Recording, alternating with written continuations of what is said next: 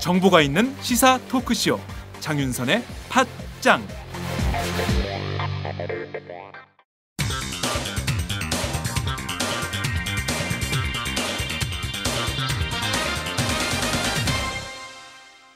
전혀 다른 뉴스. 전혀 다른 뉴스 시작하겠습니다. 효성그룹 둘째 아들 조현무는 왜 재벌을 떠났나? 제목 섹시합니다. 한국 사회 대표 재벌 하면 삼성, 삼성 하면 이병철, 이병철 하면 이건희, 이건희 하면 이재용. 이쯤 되면 사람들이 얘기합니다. 북한이야? 재벌의 3대 세습 문제가 사회적으로 정말 끊임없이 논란이 되고 있는데요. 이때 아버지와 형과 갈등을 겪다가 끝내 결별하고 소송전까지 벌이고 있는 재벌계의 이단아. 오늘은 조현문 변호사에 대해서 한번 얘기를 해보도록 하겠습니다. 팟짱이 지난주에 이건희 회장 사망설에 이어서 오늘은 효성그룹 조현문 변호사 얘기를 해보려고 하는데요. 어김없이 오늘도 오마이뉴스 경제부장 김종철 기자 자리해 주셨습니다. 어서 오세요. 네, 안녕하십니까. 인사가 왜 이렇게 짧으세요? 더 목소리가 근엄해졌어요. 아니요, 뭐 이렇게 무서워서. 네. 왜 무서우세요? 두렵습니다. 왜 들어오세요? 왜 그래? 팟짱이 무섭습니다. 지난주 방송이 굉장히 폭발적이었어요. 네. 저희가 쭉 집계를 해보니까 김 기자 1등. 대박. 네. 진짜요? 정말이에요. 이건희 때문이에요? 김종철 때문이에요? 이건희 때문이겠죠. 저도 얘기를 많이 들었어요. 주변에서? 네, 팟짱이 이 정도로 네. 영향력이 큰 네. 팟캐스트인지 다시 한번 저도 몸소 느끼고. 그래서 두려워하는구나. 네, 두렵습니다. 네. 삼성 쪽 사람들한테 얘기도 들었어요. 삼성 쪽도 듣는 네, 거예요? 삼성 쪽에서 뭐래요? 살살 하더라고. 살살 해달라고? 네. 더 어떻게 살살해? 그러니까요. 있는 그대로 얘기했을 뿐인데. 예. 네. 아니 저도 들었어요. 네. 좀 더 세게 해라. 이 좌우에서 맞추기 어려우실 것 같아요. 그러니까요. 예. 네. 효성그룹 둘째 아들 얘기한다고 얘기를 했는데요. 효성그룹 회장이 조성래 회장, 그죠? 네. 이 효성이 이명박 정부 때 굉장히 유명해진 회사예요. 그렇죠. 이명박 대통령의 사돈 기업이다. 네. 그렇죠? 조성래 회장이 그 이명박 정부 때 전경련 회장을 했었죠. 맞아요. 네. 전경련은 뭐 우리 장 부장도 아시겠지만 국내 재벌 기업들이 이렇게 회원사로 있는 경제 단체잖아요. 그렇죠. 경제 이익 단체죠. 그렇죠. 네. 대한상공회의소, 뭐 중소기업 연합회 등 해가지고 재계 5단체 하면 항상 이렇게 끼는 게 전경련이 끼고, 뭐 대통령이나 총리나 뭐 이런 뭐 재계 인사 만난다고 하면 항상 그 전경련 회장단이 나섭니다. 네. 네네. 그래서 뭐 여기 청취자 여러분도 다 아시겠지만 뭐 전경련 회장단 뭐 사진 같은데 쭉 줄 서가지고 서 있고 뭐 그다음에 이명박 대통령도 뭐 과거 모든 대통령이 다 그랬습니다. 뭐 이렇게 악수하고. 하여튼 이 전경련 회장이라는 자리가 재벌 총수들이 어떻게 보면 얼굴 마담격인 자리인데 효성이 조성래 회장이 이제 회장을 했고, 네. 재계 순위로 따지면 한 25위 정도 되는데 한 30위권에 있는 재계 기업이 전경련 회장 자리까지 네. 가는 것은 좀 약하지 않느냐. 뭐 그 당시에도 그런 얘기가 있었습니다. 네. 그러니까 적어도 톱 10. 네. 톱 10 안에 들거나 그렇죠. 톱 5에 들어야 네. 전경련 회장을 할 수 있는데 재계 순위가 상당히 좀 상대적으로 네. 떨어지는데도 전경련 회장을 할 수 있었던 것은 그 배경에 권력이 있었다. 뭐 그렇게 이제 말하기 좋은 하는 사람들은 뭐 얘기를 하기도 하고 그렇죠. 네. 이명박 대통령과는 어떻게 사돈 개업이 된 거예요? 그러니까 이제 엄밀히 말하면 네. 조성래 회장이 이명박 대통령과 직접적인 사돈 기업은 아니고요. 아까 말씀하신 효성그룹도 이제 창업주가 있지 않습니까? 네네. 고 조홍재 씨라고. 네. 그분이 이제 효성그룹의 창업주신데 그 아래 3명의 아들이 있습니다. 그래서 거기에 조성래 효성 회장이 있고요. 네. 그다음에 조양래 지금 한국타이어 회장이 있고, 네네. 네. 그다음에 셋째가 조웅래 대전 피역 회장이 있는데 이명박 대통령의 셋째 딸이 이수연 씨인데 네네. 지금 이 조성래 회장의 동생인 조양래 한국타이어 회장의 아들이 있어요. 조현범 씨라고. 네네. 조현범 씨하고 결혼을 했습니다. 그러니까 조성래 회장의 동생. 그러니까 사촌지간이네요, 사촌. 사촌이죠. 네. 그러니까 어떻게 보면 조카. 그러니까 조성래 회장의 조카가 네. 이명박 대통령의 사위. 네. 그렇게 그리고 되는 거죠. 네. 그러니까 뭐 이렇게 먼 건 아니고요. 네. 자기 조카가 이명박 대통령 사위니까요. 그 정도면 뭐 가깝죠. 먼 사이는 아니죠. 가까운 네. 친척이고. 그런데 이명박 대통령하고 뭐 조성래 회장하고의 관계도 뭐 한때 굉장히 뭐 시끄럽고 효성에 무슨 특혜욕이 있다 뭐 이런 네, 얘기들도 네. 계속 나오고 그랬는데 맞습니다. 요새는 둘째 아들이 더 유명해졌어요. 그렇죠. 조현문 변호사. 네네. 우리나라 그렇죠. 변호사예요? 미국 변호사인데요. 이 조현문 변호사가 이제 하버드에서 법학을 공부했고 네. 거기서 법학 박사 학위까지 땄어요. 그리고 지금 뉴욕주 변호사 자격을 갖고 있고 그래서 네. 우리나라 변호사는 아니고 미국 변호사죠. 네, 쉽게 엄밀히 말하면. 따지면 미국 변호사인데 네. 활동은 한국에 있는 모양이죠? 지금 현재는 한국에는 없고요. 한국에 있었습니다. 계속 네. 효성에서 근무를 했고요. 1999년에 한국에 들어와서 효성의 그 중공업 분야 네네. 파트 부사장까지 하고 실제로 근무를 했죠. 네. 근데 이분이 요새 더 유명해진 게 네네. 신해철 씨 때문에 그렇죠. 더 네. 유명해졌죠. 최근에 무한궤도 멤버. 멤버였는데 네. 이제 무한궤도 멤버 하다가 해체되면서 미국으로 가서 변호사가 됐다. 뭐 이런 보도가 계속 나오고 있는 것 같더라고요. 네, 네. 하여튼 근데 이를테면 통상 우리가 알고 있는 재벌 가문의 아들하고는 좀 다른 길을 걷고 있는 것 같아요, 이분이. 느닷없이 아버지하고 형을 비판하고 나섰어요. 네. 굉장히 큰 뉴스가 됐었는데 지난주에 그랬죠. 네. 왜 이렇게 이분이 갑자기 느닷없이 아버지와 형을 비판하며 재벌을 운동을 하는 건 아니잖아요, 이분이. 그렇죠. 어차피 이 사람도 재벌 3세고요. 네. 예, 조성래 회장의 둘째 아들이니까 우리나라 네. 뭐 재계순위 25위라고 하지만 그래도 뭐 규모나 어마어마하죠. 네. 지난주 28일 날 기자들한테 이메일이 쫙 왔는데 네네. 뭐 저희도 이제 기사를 내보냈지만 내용이 꽤나 그 자체로만 보면 꽤 충격적이었어요. 뭐 아시다시피 그 아까 조현그 이 아들 둘째 아들인 이 아버지인 조성래 회장을 상대로 한마디로 뭐 그러니까 그룹 내 그런 불법 비리 네. 그걸 은폐하기 위해서 그러니까 진실을 알고 있는 나를 네. 우리 회장님의 권위로 겁박하고 입막으려 한다. 이게 이런 내용들이 이제 그대로 이메일에 그대로 들어 있었는데 네. 이게 솔직히 말이 그렇지 정말 국내 재벌가에서 형제끼리 이렇게 사이 안 좋고 뭐 싸우고 경영권 분쟁이 일어나고 이런 것들은 많이 있었지만 네.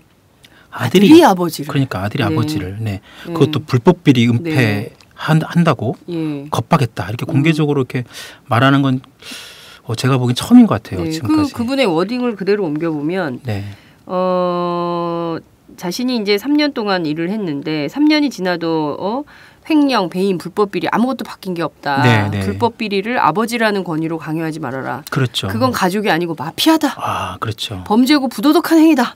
뭐 거의 무슨 시민단체 간사가 그러게요. 재벌 회장을 향해서 외치는 거하고 거의 비슷한 얘기를 아들이 그러니까. 아버지한테 대고 한 거예요. 그러니까요. 깜짝 놀랐어요. 솔직히 마피아란 말까지 쓰는 게 쉽지 않죠. 그렇죠. 정말. 네.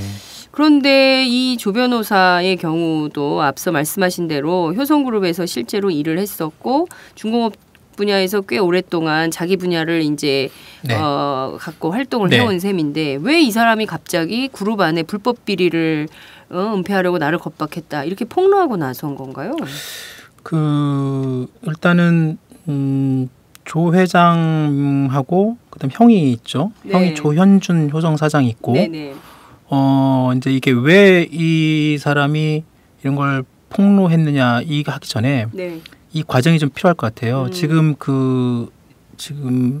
재판 진행 중에 있어요. 그렇죠. 지금 네. 소송전이죠. 네, 지금 1심에 지금 작년 말에 네. 그 검찰에서 효성그룹 비자금 수사를 했는데 이게 작년 말에 한 건 아니고 작년 내내 하다가 네. 작년 말에 발표를 했죠.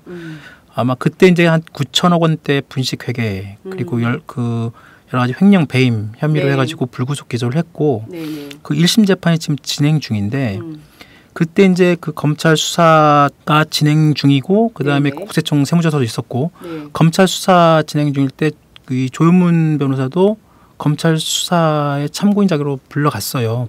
같이 자기도 조사를 받았던 사람이라는 거죠. 그렇죠. 네. 네. 왜냐하면 거기에 그 당시에 그 효성그룹의 여러 가지 분식회계 의혹 내지는 여러 가지 그 배임 횡령 그 과정에 네네.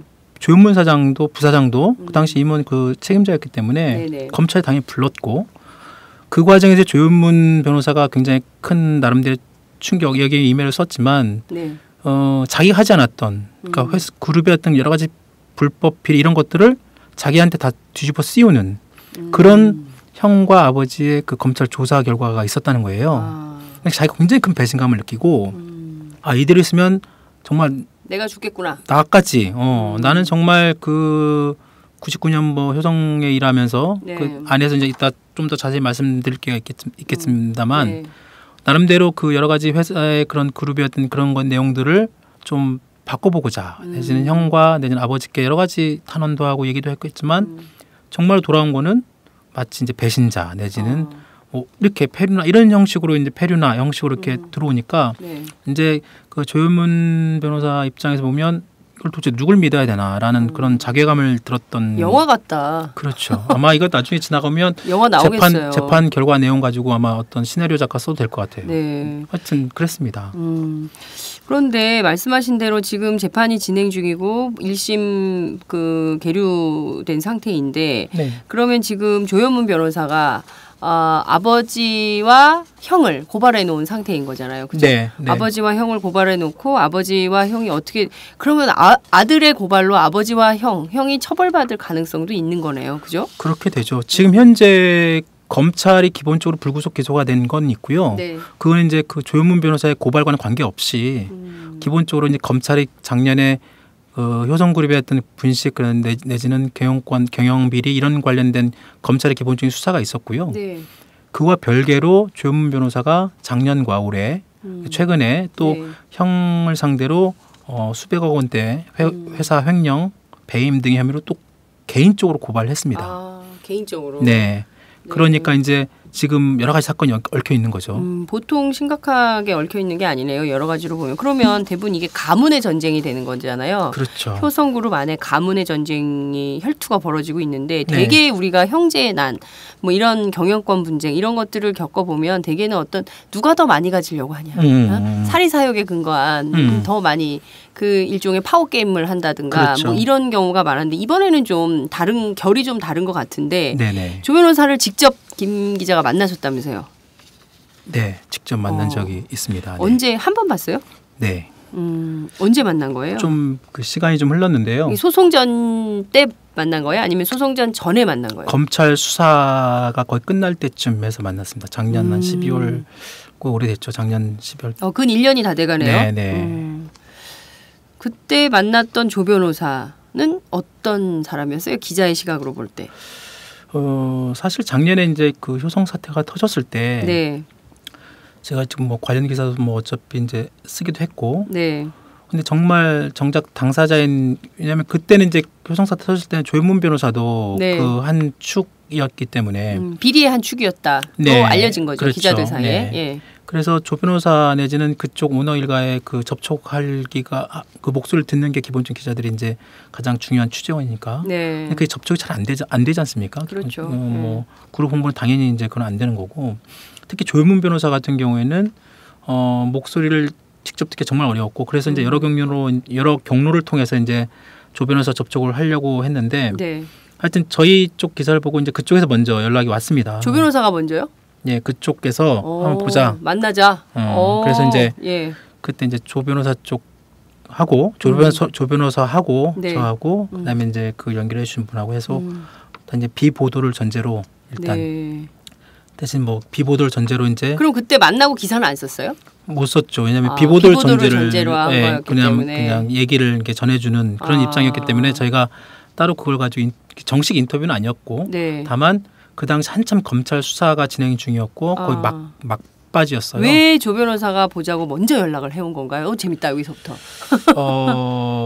저도 물어봤죠. 네. 왜 보자고 했느냐. 내지는 이제 물론 저도 오퍼를 먼저 드렸죠. 네. 한번 보자. 근데 이제 연락이 없다가 이제 하여튼 저희 쪽에 하여튼 뭐 여러 가지 보고 네. 이제 판단을 했을 거라고 생각이 되고 아무래도 뭐 오마이뉴스 여러 가지 그 성향이나 그다음에 뭐 언론 오마이뉴스 그동안의 보도를 봤을 때 네. 자신의 자신의 얘기를 잘 들어주 가감 없이 보도할 수 있는 언론이다. 그런 매체라고 생각하지 않았을까라고 저희는 생각하는 거예요. 조 변호사 입장이 아니고. 아니요, 조 변호사도 그렇게 또 말씀을 하셨고 말했고 또 뭐 얘기를 들어보면 또 그런 부분도 있고요. 네. 그렇습니다.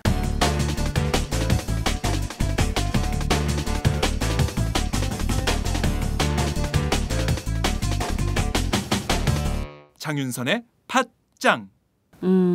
그런데 조 변호사를 직접 만났을 때 어찌됐든 검찰 수사가 막 진행 중이고 사실상 효성 비리의 핵심으로 알려져 있었던 것처럼 보이는데 네. 당시에 조 변호사의 태도랄까 뭐 조 변호사가 기자들한테 설명을 했을 거 아니에요. 사실 우리 네. 사안은 이런 거고 나는 지금 이런 상황에 있고 뭐 이런 그렇죠. 등등을 설명을 했을 텐데 네. 그때 조 변호사를 만났을 때 네. 조 변호사의 행동에 좀 진심? 뭐 이런 게 좀 느껴졌었나요? 그러니까 이제 한 2시간 정도 저녁을 먹으면서 이제 얘기를 들었는데요. 네. 그때가 거의 이제 검찰 수사가 거의 끝날 때쯤이었고요. 이제 검찰 수사 발표가 12월 그때 말이 했으니까 그 말 직전이었는데, 네네. 그런 거죠. 그러니까 그러니까 그 당시에 이제 검찰 수사가 진행되고 국세청 세무조사 진행되고 할 때 효성그룹 전반의 내부에 어떤 얘기들이 퍼졌냐면 검찰이 이렇게 그 어떻게 보면 외과적 수사라고 하거든요. 그러니까 네. 딱 어떤 사안을 딱 집어서 효성을 막 압수수색하고 조성래 회장과 조현준 형에 대한 어떤 혐의를 구체적인 혐의를 잡고 딱 들어오고 네. 이런 것들은 누구의 어떤 내부 제보자가 있지 않고서는 쉽지 않다라는 게 이제 효성그룹 내부 내지는 주변에 얘기해 드렸어요. 그의 그 타겟이 누구였냐면 조현문 변호사다. 둘째 아들이 국세청이나 검찰의 그룹의 비리를 찔렀다 내지는 흘렸다라는 식으로 이런 얘기들이 흘러나왔어요. 그러니까 그 실질적으로 그 당시에 기사들 보면 네. 조현문 변호사를 둘러싼 여러 가지 언론들이 어떤 그 경영권 분쟁, 네. 형과의 그 뭐 어떤 그런 뭐 효성이었던 그런 그걸 뭐 형 둘째로서 네. 형한테 이제 뺏기게 생겼으니까 동생이 거기에 망가품 갖고 뭔가 아버지와 형과 대립각을 세우고 그 과정에서 이런 것들이 터진다라고 계속 이렇게 그럴 듯한 네. 얘기들이 돌았던 것이고 그래서 이제 조 변호사 말로는 그때 물어봤죠. 왜 그 지금 이렇게 얘기가 돌아오고 있는데 당신은 정말 형하고 아버지를 네. 상대로 정말 했느냐. 그러니까 자기는 절대 아니라고 얘기를 합니다. 검찰 수사 받아서 이제 자기도 이제 그런 얘기를 전달하고 했지만 네. 그 조 변호사 말로는 형 어릴 때부터 형하고 동생하고 굉장히 잘 지냈대요. 친하게 뭐 여러 가지 본인 말로. 네. 굉장히 친하고 지금 그때 당시에도 형하고도 얘기하고 유학 시절에도 그랬고 막 운동도 많이 하고 굉장히 친했대요. 근데 네. 이제 하여튼 방금 말씀드린 것처럼 경영권 분쟁이 터지고 막 이런 가지 과정이 있으면서 언론에서 이상하게 흘러나오기 시작하고 네. 그리고 이제 1999년부터 이제 효성중공업의 아버지가 들어와서 일하라 가지고 직접 와서 보니까 그 중공업의 여러 가지 그 임원들 그다음에 밑에 직원들 사이에 여러 가지 그 뭐 회계장부 처리하는-거나 뭐 여러 가지 이런 것들이 문제가 많더라. 그래서 이제 그룹 감사팀을 통해서 이런 것들을 조사를 시키고 그다음에 좀 이런 비리 이런 것들은 좀 없애자 네. 이렇게 무지 노력을 했다고 해요. 근데 이제 그렇게 안 된 거죠. 그것이 이제 돌아온 것은 결국은 너는 뭐 부모 자식 내지는 아버지도 몰라보는 뭐 그런 식으로 또 이제 얘기가 돌아오니까 네. 굉장히 자기가 허탈하고 되게 자괴감도 느끼고. 그러니까 이 조 변호사는 사실 효성 그 중공업에 들어가서 기업을 나름 깨끗한 기업을 해보려고 노력을 했으나 네. 이 기업은 이미 부패한 채로 운영이 되고 있었던 기업인 거죠. 그죠? 그렇죠. 그런데 그것을 바꿔보려고 했으나 그 형과 아버지는 그걸 원치 않았던 거예요. 그 가운데서 분쟁이 생겼다. 이렇게 이해를 할 수 있는 건가요? 그렇죠. 그렇죠. 그러면 사실 그런데 본인도 그 안에 있으면서 개혁이 잘 안 되긴 했지만 결과적으로는 아버지와 큰형이 그 동생을 찍어서 잘라냄으로 인해서 기업을 계속 유지 발전시키려고 하는 거다. 결국엔 자기 자식을 희생시키는 거다. 이렇게도 볼 수가 있는 거네요. 그렇죠. 네, 그러니까 정말 좀 어떻게 보면 무섭다. 무섭죠. 네. 무섭고 안쓰럽고. 네. 아까 말씀하신 이번에 그 이메일 공개된 내용들, 제가 솔직히 그 이메일에 공개된 내용들은 그때 제가 조 변호사랑 얘기했을 때 네네. 그런 얘기 정도까지 못 들었거든요. 되게 오히려 이번에 이메일 내용들이 더 그 뭐라고 해야 되나 자극적이고 네. 더 이렇게 그 내용이 더 그런데 그때까지만 해도 뭐 아버지와 이렇게 만나서 이런 얘기를 했다는 얘기를 저한테는 얘기 안 하고 네.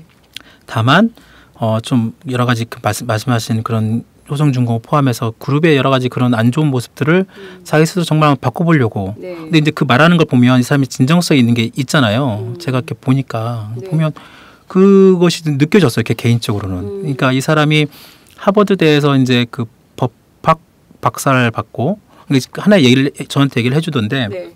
하버드대에서 이제 그 법과 대학을 조박원 이제 법학 박사 학위를 받으면서 여러 가지 세미나를 하고 이제 토론하는 과정에서 어떤 기업 지배 구조 관련해 가지고 되게 유명한 교수하고 이렇게 얘기를 할 기회가 있었대요. 네. 그러면서 이제 한국의 재벌 문제, 자기가 한국에 왔으니까 한국의 재벌 지배 구조 문제에 대해서 얘기를 하는데 그 자기가 제대로 어떻게 반박을 하기 어려울 정도로 그러니까 굉장히 좀 그 쉽게 말하면 굉장히 부끄러울 정도로 네. 그러니까 그게 굉장히 큰 어떤 충격을 먹기도 했고 네. 이제 아버지가 자기는 솔직히 거기서 이제 법학 박사 하고 미국 변호 따가지고 그냥 거기 있어도 되는데 아버지 이제 들어와서 배워라 그래가지고 들어와서 보니까 이게 이제 회사가 움직이는 게 정말로 이게 정말 자기가 생각했던 회사와 전혀 다르다. 그러니까 사익 개인의 이익으로 막 돌아가는 걸 보고 네.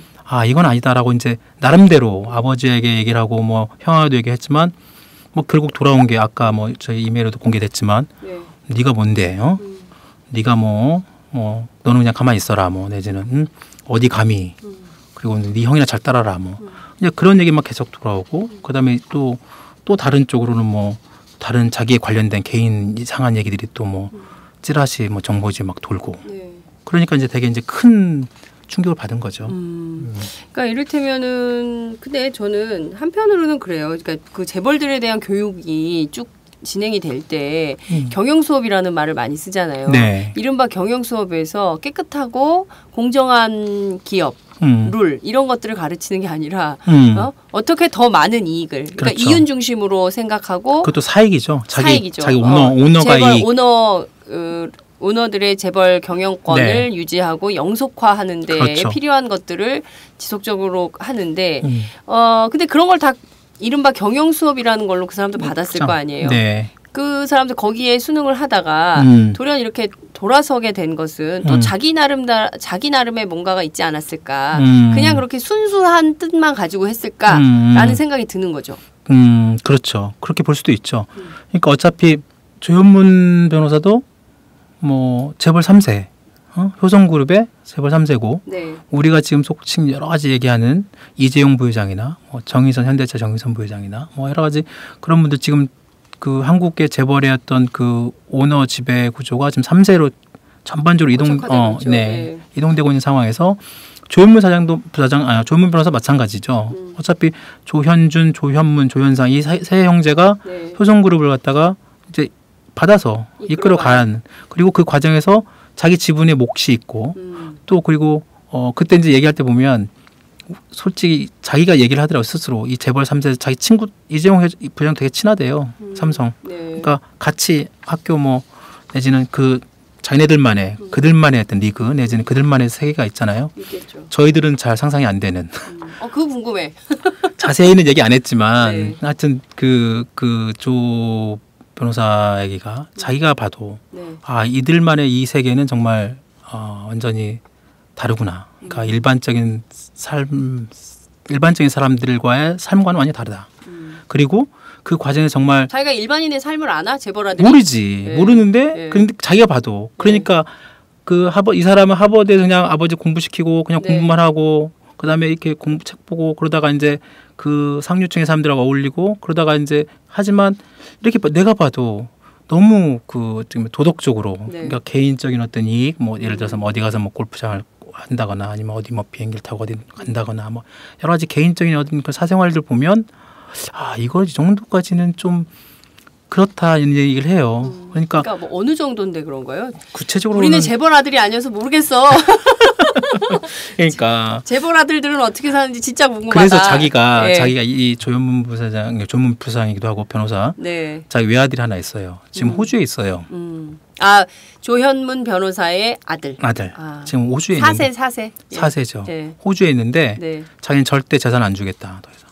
이 아들한테는. 네. 그리고 지금도 호주에서도 몇 이제 살인데? 지금 예. 우리한테는 초등학교 좀 더 넘은 네.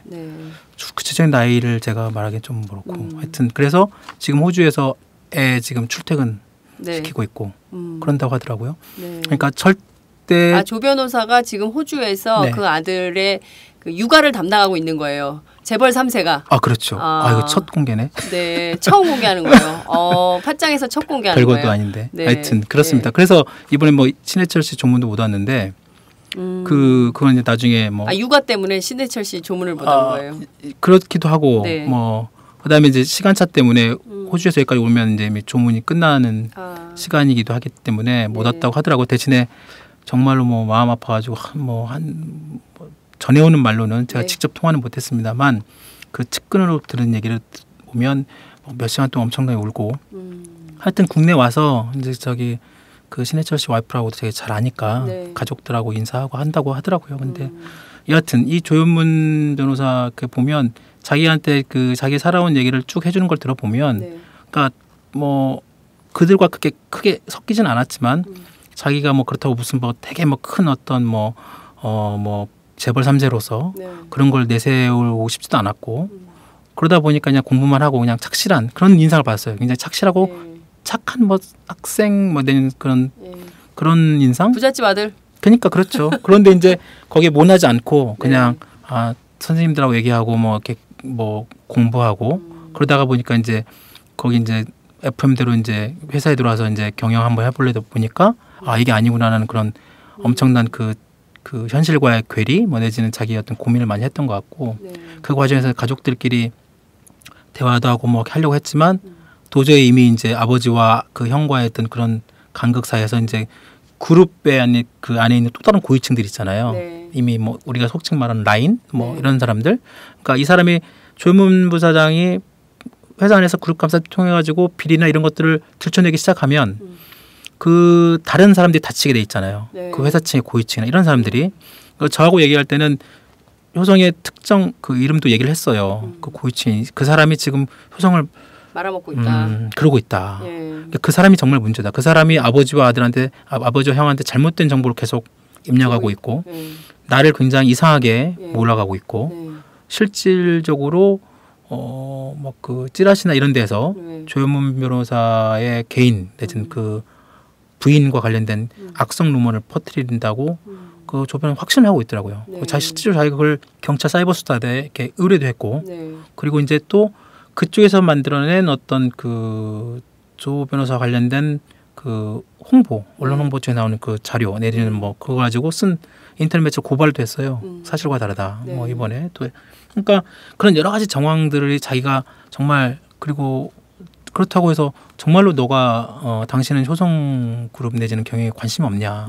자기는 정말 관심 없대요. 그러니까 솔직히 정말 그걸 어디까지 믿어야 될지 모르겠지만 이러다가 갑자기 또 땅 하고 나타나면 허탈할 수도 있지만 정말 자기는 지금도 이미 집을 다 팔았어요. 사실상 지금 효성 지분이 하나도 없습니다. 효성 지분이 자기의 지분이 하나도 없고. 네, 없습니다. 이미 작년 말에 올 초에 다 팔았어요. 그래서 효성 사람이 아니네요. 그러면 작년 초에 다 팔았군요. 지금 효성 지분이 하나도 없죠. 그러니까 아버지만 효성 회장님이시지. 어떤 경영적인 그리고 지분 어떤 뭐 상법적인 어떤 이 사람이 효성과 관련된 부분은 없죠. 다만 지금 여러 가지 검찰에서 불구속 기소된 사건과 그다음에 또 조현문 부사장이 또 이제 검찰에 고발한 여러 가지 사건들을 봤을 때 이제 얽혀 있긴 하죠. 그리고 그 안에 보면 뭐 그 조현문 부사장도 여러 가지 그 안에 뭐 역할을 했다. 그런데 이제 이번에도 이미 나왔지만 그런 잘못된 걸 자기한테 다 뒤집어 씌우고 왜 그렇게 검찰에서 그런 잘못된 그런 걸 했는지 뭐 그런 얘기를 하고 있는 거죠. 듣다 보니까 한편의 드라마를 보고 있는 것 같다는 생각이 좀 들어요. 그렇죠. 정말 이게 그 드라마 요새는 현실이 더 드라마 같아가지고 드라마보다 현실이 더 재밌는데 그 대표적인 케이스가 이 건이 아닌가 싶은 생각이 좀 드는데 아마 호주에 계시면 그 팟짱도 들으실 것 같네요. 조현문 변호사가. 그러게요. 이제는 아마 제가 말씀을 드리고 사실은 이거 만난 걸 비보드로 이제까지 얘기하지 않았는데 팟짱은 우리 기사는 안 썼으니까 다만 방송은 얘기 안 했으니까 방송 약속을 안 했으니까 네네.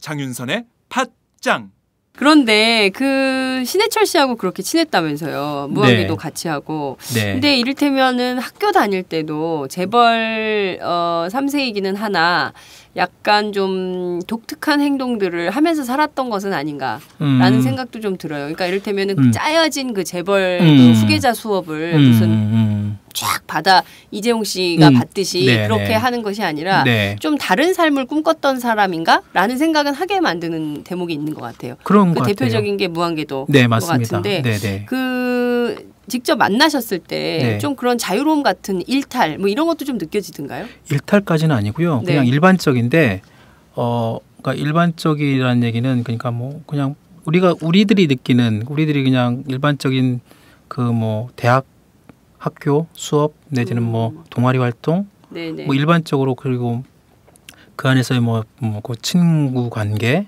그리고 뭐 다른 재벌들 보면 네. 재벌 3세나 이런 데서 대체로 보면 학교는 그냥 대충 뭐 넣었다가 다 유학을 보내가지고 이제 그 과정에서 보통 그 말씀하신 것처럼 짜맞춰진 어떤 그런 경영 수업 코스를 쭉 밟게 되잖아요. 그렇죠.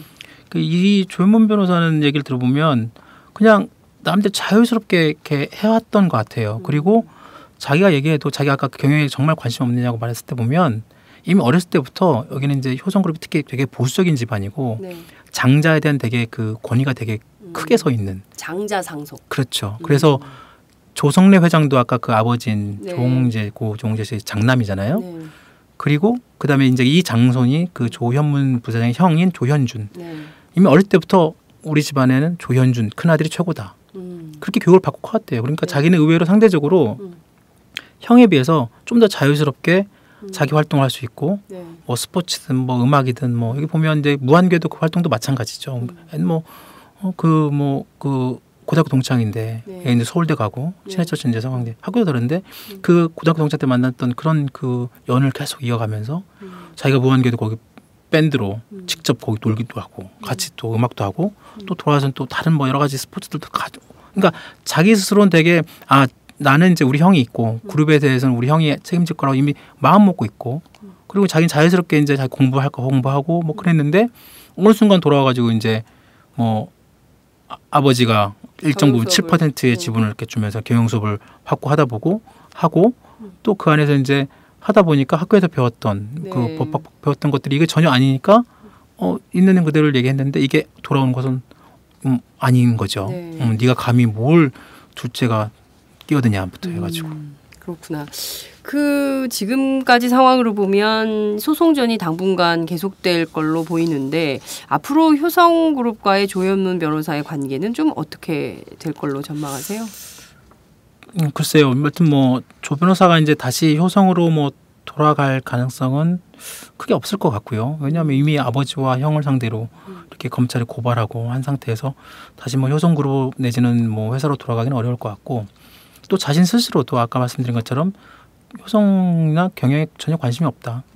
그리고 자유롭게 살고 싶다. 자기가 하고 싶은 거지. 미국 변호사가 됐든 아니면 다른 어떤 일이 됐든 그리고 효성 입장에서도 조 변호사의 어떤 여러 가지 그동안의 행동이나 여러 가지 그런 것들을 봤을 때 그걸 받아들이기는 어렵지 않겠습니까? 탐탁하지도 않고요. 네.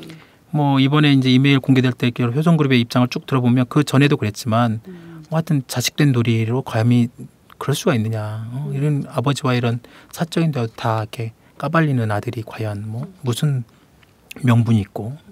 그 실질적으로 또 그게 또 어르신들한테 또 먹히는 또 주장이기도 하고 일부 또 보수적인 매체나 뭐 경제지들은 또 폐륜하다. 그렇죠. 그렇게 또 계속 또 몰아갈 수 있는 여지가 있고. 여하튼 그 이번 사건이 말씀하신 것처럼 굉장히 이게 현실로 이런 드라마틱한 요소들이 있긴 하지만 그건 이제 일반 우리들이 봤을 때는 그렇지만 또 그 당사자는 또 되게 큰 뭐 고통이 될 수도 있고. 하여튼 국내 재벌 3세 중에서 이렇게 자신들의 어떤 치부를 이렇게 드러내놓고 네. 그리고 또 더군다나 그런 아버지와 형과의 어떤 핏줄과 이런 쉽게 말하면 정말 힘든 어떤 소송전까지 벌인다는 게 쉽지는 않잖아요. 네. 그러니까 독특한 사람이죠. 어떻게 보면 이제까지 재벌 3세들이 자기의 어떤 그런 걸 이렇게 드러내놓고 하기가 그러니까 일부 말씀하신 것처럼 일부에서는 뭐 이다나 폐류나 뭐 이렇게 보는 분명히 그쪽에 사람들이 있겠죠. 재벌 3세들은 쟤 왜 그래? 이렇게 보는 사람들이 있는 반면에 또 반면에는 뭐 이렇게 우리가 생각할 때는 충분히 그냥 그들만의 리그에서 편안하게 대충 그냥 아버지가 주는 대로 그냥 하고 대충 즐기면서 엄청나게 뭐 평생 네. 살 수도 있을 텐데 굳이 왜 이렇게 어렵고 힘든 페루나라는 얘기까지 들어가면서 살까라는 그런 생각도 드는 거죠. 그래서 하여튼 이번 기회를 보면 저희들 입장에서는 어떻게 보면 얘기하기 편하고 재밌고 할 수 있지만 이게 이제 향후에 재벌 기업들 어떤 이런 그런 지배 구조, 그다음에 그런 효성 그룹의 어떤 그런 경영의 어떤 그런 아주 단면을 네. 그 아버지와 아들 사이의 대화 속에서 볼 수 있잖아요. 그러니까 그런 것들이 아직도 우리나라는 이 재벌 이런 어마어마한 수십조, 수백조의 어떤 기업들이 일부 몇몇 그 오너들에 의해서 그리고 완전히 쉽게 네. 막 좌지우지되고 그리고 그 경영적인 판단 이런 과정이 아직도 전혀 민주적이지 않고 그런 것들이 이제 다시 한번 드러나는 어떤 그런 계기가 된 거죠. 제가 보기에는 이를테면 그냥 일반인들이 보기에는 네. 정말 한 되게 특이한 사람이 나타났다 재벌 안에 이렇게 볼 수도 있겠지만 큰 한국의 대기업 역사에서 본다면 아마 이 조현문 변호사 사건이 크게 기록이 될 것 같아요. 아마 그렇습니다. 한국 사회에서 이렇게 재벌 안에서 네.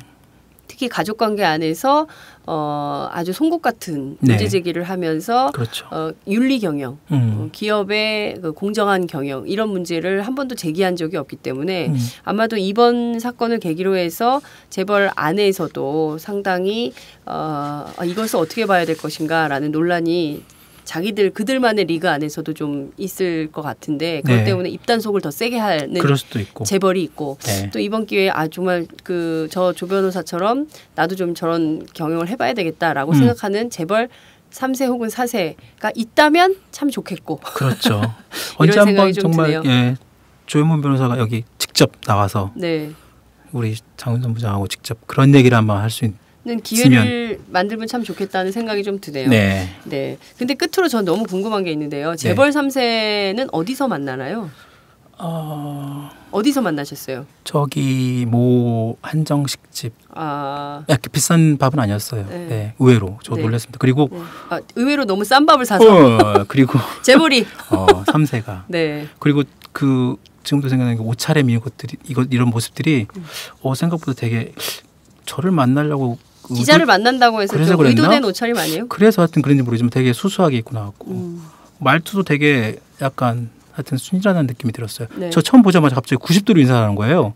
안녕하세요 막 그러는 거예요. 깜짝 놀라가지고 제가 처음에 아이돌 스타들이 신인들이 데뷔하면 그렇게 인사하는데 그래서 내가 깜짝 놀라가지고 예, 저 누굽니다 인사했더니 네 말씀 잘 들었습니다 해가지고 되게 어떻게 보면 무슨 교육받아서 마치 이렇게 너 이렇게 해야 된다고 마치 받은 것처럼 그래서 같이 오신 그분한테 원래 저렇게 인사를 하세요 사람들 만날 때마다 그랬더니 원래 그런대요. 자기도 처음에 인사할 때 놀랬대요. 자기한테도 그러길래 그래서 원래 그렇구나 라는 걸 알았습니다. 네, 재벌은 90도로 인사를 하는구나.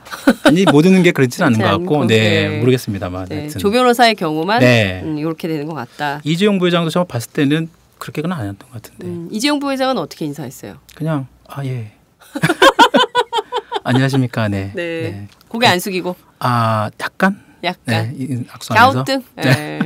같은 재벌 3세라고 해서 다 같은 재벌 3세는 아니구나. 그럼 또 그들만의 또 인사법이니까 그게 꼭 뭐 나쁘다 그런 건 아니고요. 또 그게 멋일 수도 있고. 그 삼성 가문과 효성 가문의 가정 교육의 차이에 대해서도 한번 다시 생각을 하게 되는 것 같네요. 알겠습니다. 자, 오늘 저희가 그 효성그룹 조현문 변호사의 소송전 그리고 또 아버지와 형을 향해서 공정경영, 바른경영을 하라고 외치는 거에 대해서 좀 알아봤는데요. 굉장히 재밌었어요. 다음엔 어떤 재벌 이야기를 할지 궁금해지네요. 벌써부터. 네. 다음 주에 또 나오실 거죠? 아니요. 무섭습니다. 왜 자꾸 무섭다고 그러세요? 무서워요 여기. 왜? 정말 따뜻한. 후폭풍이 너무 무섭습니다. 네. 하여튼 감사합니다. 불러주셔서. 온화한 이미지로 기억해 주세요. 네. 알겠습니다. 네. 오늘 말씀 정말 감사합니다. 네. 감사합니다. 안녕하세요. 오연호입니다. 장윤선의 팟짱 여러분 어떻게 듣고 계십니까? 저는 지금 우리도 행복할 수 있을까 단행본 출간 기념으로 전국 순회 강연을 하고 있는데요. 저도 고속도로를 달리면서 장윤선의 팟짱을 즐겨 듣고 있습니다. 네, 여러분이 함께 하시는 이 장윤선의 팟짱은 10만인 클럽 회원 여러분의 후원으로 더욱더 알차게 꾸려질 수 있습니다. 월 10,000원 여러분 함께해 주십시오. 감사합니다.